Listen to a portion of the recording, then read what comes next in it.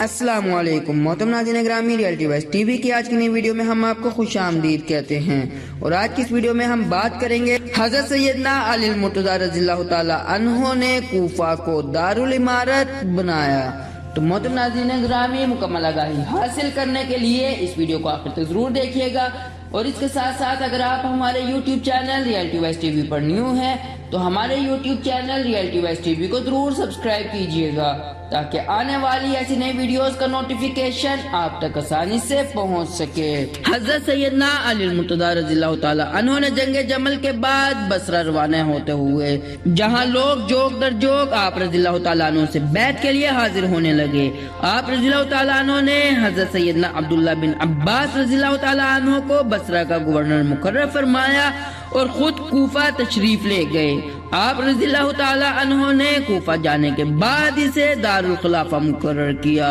اور اس بات کا اعلان کیا کہ تم امور خلافت اب مدینہ منورہ کی بجائے کوفہ سے انجام دیے جائیں گے۔ اس دوران آپ رضی اللہ تعالیٰ عنہ نے انتظامی امور میں مختلف تبدیلیاں فرمائیں۔